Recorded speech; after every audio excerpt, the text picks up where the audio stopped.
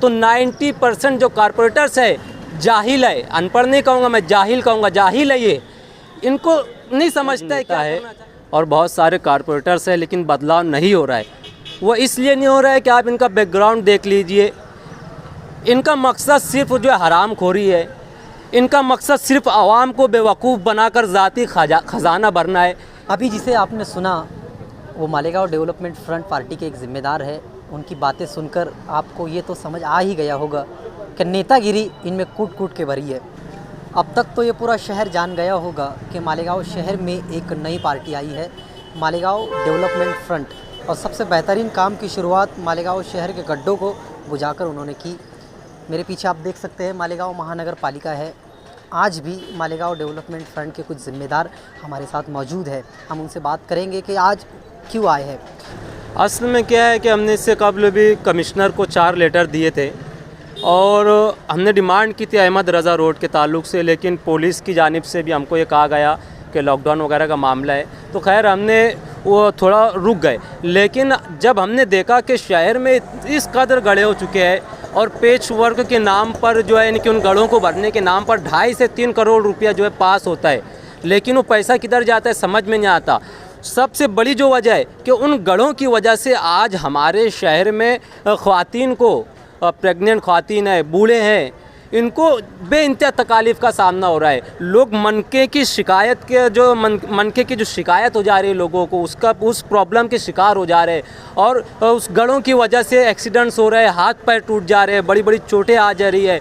हमारे शहर में बहुत सारे ऐसे भी वाक़यात हुए कि जब गड़ों की वजह से एक्सीडेंट्स हुआ और उसमें लोगों की मौत हो गई। लेकिन ये जो कारपोरेशन है, ये जो कमिश्नर है, शुरू में कमिश्नर साहब ने एक बयान दिया था कि मैं यहाँ पर काम करना चाहता हूँ और यहाँ के जो लीडरान ने सिर्फ सियासत कर रहे थे। तो उस वक्त हमको एक उम्मीद लगी थी कि हो सकता है अब ये जो कमिश्नर आए हैं तो ये शहर में काम करेंगे, लेकिन हमें कहीं ना कहीं ऐसा लग रहा है कि शायद वो भी सियासत का शिकार हो गए हैं, वो भी शायद इस शहर में सियासत कर रहे हैं क्योंकि काम नहीं हो रहा है। तो हमने आज मेमोरेंडम दिया और हमने कहा कि हमें 2 दिन में इसका जवाब चाहिए। हमने डिमांड की है कि शहर के जितने गड़े हैं ये भरे जाए और 2 दिन के अंदर अगर हमको इसका जवाब नहीं मिलता है, हमको कोई इत्मीनान बख्श जवाब नहीं मिलता है, तो हम कमिश्नर की ऑफ़िस में ही धरना देंगे, हम वहाँ से नहीं उठेंगे। और इसके अलावा हमने खुले लफ्ज़ों में ये भी कह दिया कि अब इन गड़ों की वजह से जो भी एक्सीडेंट्स होंगे, जो भी हादसात होंगे, तो उस पर अगर हम कोई एक्शन लेते हैं, हम अगर एफआईआर दर्ज करते हैं, तो उसके ज़िम्मेदार कमिश्नर, डिप्टी कमिश्नर और ठेकेदार होंगे। हमने खुले लफ्ज़ों में जो कहा है, आज हमने इस मुद्दे पर जो है मेमोरेंडम दिया। मालेगांव शहर पावरलूम इंडस्ट्री को लेकर एक मशहूर है, लेकिन मालेगांव शहर को और एक चीज़ मशहूर कर रही है, वो है मालेगांव शहर के गड्ढे। इमरान साहब, मालेगांव शहर में बड़े बड़े दिग्गज नेता गुजरे और भी बड़े बड़े नेता है, बहुत सारे कॉरपोरेटर है, और फिर भी मालेगांव शहर में बदलाव नहीं हो रहा है। 400 करोड़ का बजट भी है, फिर भी। असल में आपका जो सवाल है तो मैं आपको बता दूं कि दिग्गज नेता है और बहुत सारे कॉरपोरेटर्स हैं, लेकिन बदलाव नहीं हो रहा है। वो इसलिए नहीं हो रहा है कि आप इनका बैकग्राउंड देख लीजिए। इनका मकसद सिर्फ जो है हरामखोरी है, इनका मकसद सिर्फ आवाम को बेवकूफ़ बनाकर ज़ाती खजाना भरना है। इनका मकसद सिर्फ़ और सिर्फ आवाम को सब्ज़ बागात दिखाकर अपने घर में जो है अपने घर की रोशनी बढ़ाना है। इन्हें आवाम से कोई हमदर्दी नहीं है, इसलिए शहर में कोई डेवलपमेंट नहीं हो रहा है। और सबसे बड़ी वजह है कि आप अगर देखेंगे तो 90% जो कारपोरेटर्स है जाहिल है, अनपढ़ नहीं कहूँगा मैं, जाहिल कहूँगा, जाहिल है ये। इनको नहीं समझता है क्या करना चाहिए, इनको सिर्फ ये समझता है कि किस तरह फ़ंड पास करके हरामखोरी किया जाता है, उनको सिर्फ ये समझता है।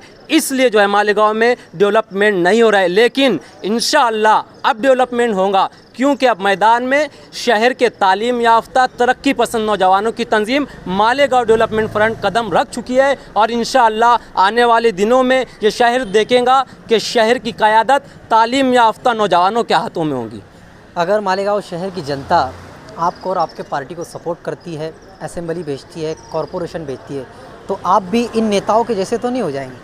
बिल्कुल नहीं, हमारा तो नारा यही है कि हम डेवलपमेंट चाहते हैं। हम इसीलिए मैदान में आए कि शहर में डेवलपमेंट नहीं हो रहा है, हम इसीलिए मैदान में आए कि शहर में हरामखोरी हो रही है, हम इसीलिए मैदान में आए कि ये इन लीडरों को ये बेगैरत हो चुके हैं, इन्हें कौम से कोई लेना देना नहीं है, इसीलिए हम मैदान में आए। तो जाहिर सी बात है, हम जब इन तमाम चीज़ों को ख़त्म करने के लिए आए तो हम ये चीज़ें हरगिज़ नहीं करेंगे। और मोमिन की जो है पहचान है, तीन दर्जे में मोमिन की पहचान बताई गई है। एक तो ये कि अगर कोई बुराई को या गलत काम को देखे तो उसे ताकत के बलबूते पर रोके। दूसरे दर्जे में ये है कि ज़ुबान से बुरा कहे, और तीसरे दर्जे में ये कि दिल में बुरा समझे। तो हम जो है हम हमारी ताकत के बलबूते पर इस बुराई और गलत काम के लिए मैदान में आए हैं। और मेरा सवाल उन लोगों पर है, मेरा सवाल मैं उन लोगों से पूछना चाहता हूँ कि पता नहीं ये लोग मोमिन है भी या नहीं जो गलत काम कर रहे हैं। और मैं शहर के आवाम से गुजारिश करना चाहता हूँ कि देखें, हम हर मर्तबा यही कह रहे हैं कि घबराने और डरने की कोई बात नहीं, कोई ज़रूरत नहीं। ये लोग कुछ नहीं कर सकते। चोर हमेशा बुज़दिल होता है, हरामखोर हमेशा बुज़दिल होता है। कुरान का ऐलान है कि हक आएगा और बातिल मिटेगा, और बातिल मिटने के लिए ही है। तो इंशाल्लाह हमें उम्मीद है, और जिस तरह से हमें आवाम का सपोर्ट मिल रहा है, हालांकि हम अभी मैदान में नहीं आए हैं, हम अभी आवाम तक नहीं पहुँचे हैं, हम अभी सिर्फ जो है कारपोरेशन तक है। हम अभी जिसे आपने सुना वो मालेगांव डेवलपमेंट फ्रंट पार्टी के एक ज़िम्मेदार है। उनकी बातें सुनकर आपको ये तो समझ आ ही गया होगा कि नेतागिरी इनमें कूट कूट के भरी है। अब ये जनता तय करेगी कि जनता एक पढ़ा लिखा और एक नौजवान शख्स चाहती है या हमेशा की तरह दो घराने चाहती है।